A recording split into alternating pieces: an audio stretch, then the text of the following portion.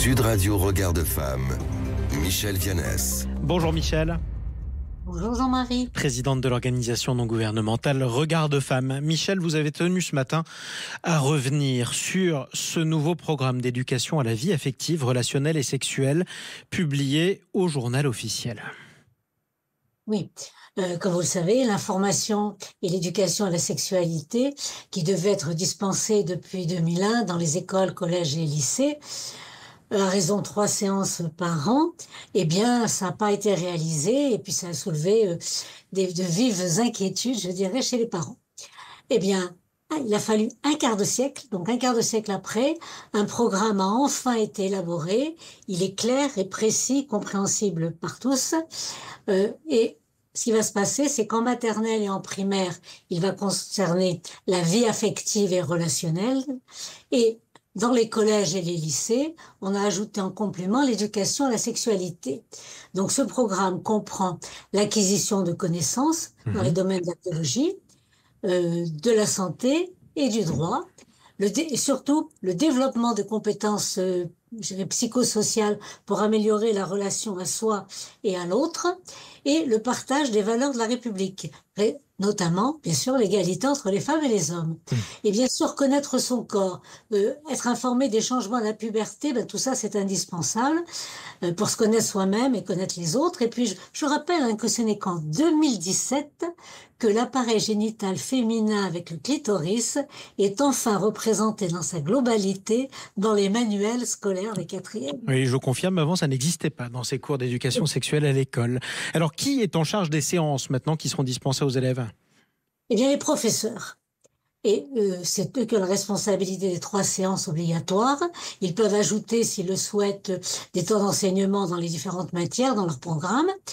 Et ce que j'ai apprécié en lisant la circulaire, c'est on retrouve l'esprit de la lettre aux instituteurs de Jules Ferry. Par exemple, il est écrit, il est écrit pas d'intrusion dans la vie personnelle et intime des élèves, ce qui est quand même extrêmement important. Oui, c'est la base. Et vous savez, comme moi, que l'un des motifs d'inquiétude des parents concernait justement les intervenants extérieurs.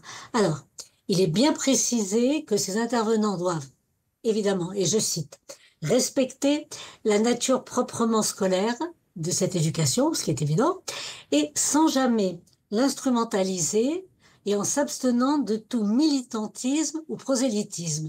Là, je pense que c'est clair, c'est précis, et bien sûr, le professeur doit toujours être présent. Et d'ailleurs, c'est la même règle pour le reste des enseignements à l'école. Pourquoi c'est si important ? Pourquoi cette précision était si importante pour vous ? Eh bien, parce que les données chiffrées sur les violences envers les enfants l'imposent, qu'on en parle. En outre, vous le savez aussi bien que moi, 2,3 millions de mineurs consultent des sites pornographiques.